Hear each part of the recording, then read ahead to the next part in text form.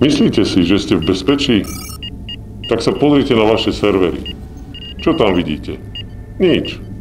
Vy nás nepoznáte, ale my vás áno. Vidíme do vašej firmy.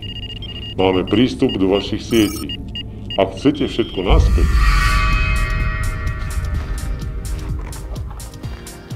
Robím to nerád, ale tentokrát som sa zahral na zloducha. Dôvod? No už chceme aj v ATP žurnál upozorniť na naliehavosť kybernetickej bezpečnosti v priemysle.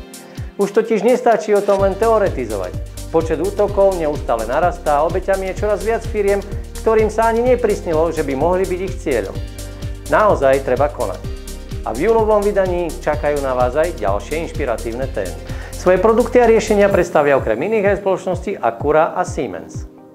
S rastúcou sofistikovanosťou kybernetických hrozieb sa implementácia robustného monitorovania bezpečnostných hrozieb v priemyselných sieťach stala nevyhnutnosťou. Článok spoločnosti Acura sa zaoberá dôležitosťou, výzvami a stratégiami implementácie efektívneho monitorovania bezpečnosti sietí v závode na spracovanie a výrobu celulózy a papiera.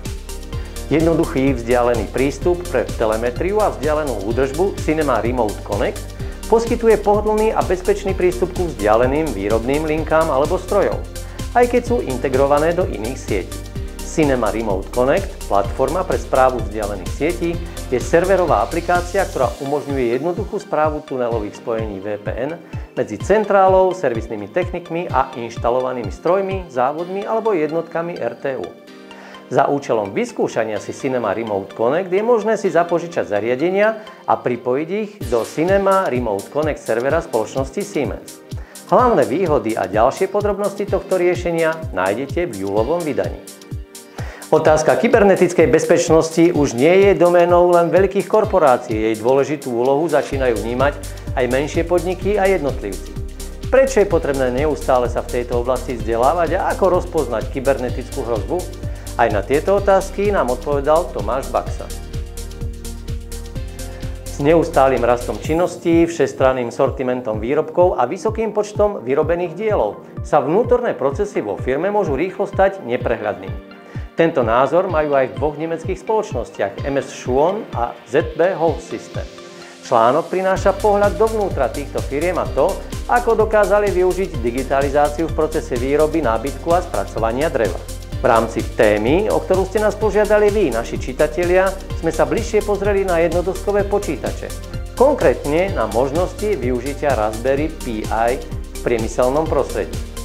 Malé rozmery, cenová dostupnosť a všestrannosť z neho robia zaujímavú platformu na vývoj inovatívnych priemyselných riešení.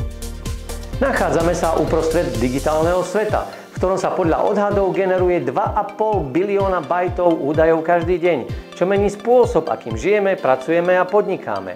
V organizáciách a priemyselných podnikoch podnecuje tento prílev údajov inovácie obchodného modelu, čo vedie k väčšej odolnosti, konkurencieschopnosti a rastu spoločnosti.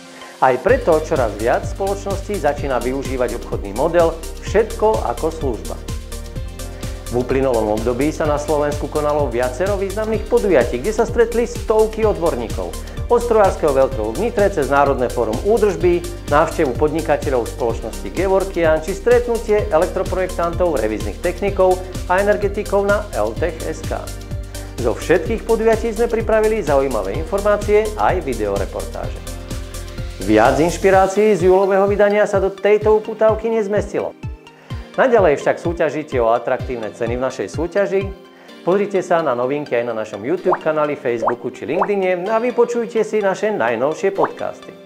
Do čítania, počutia a sledovania, priatelia.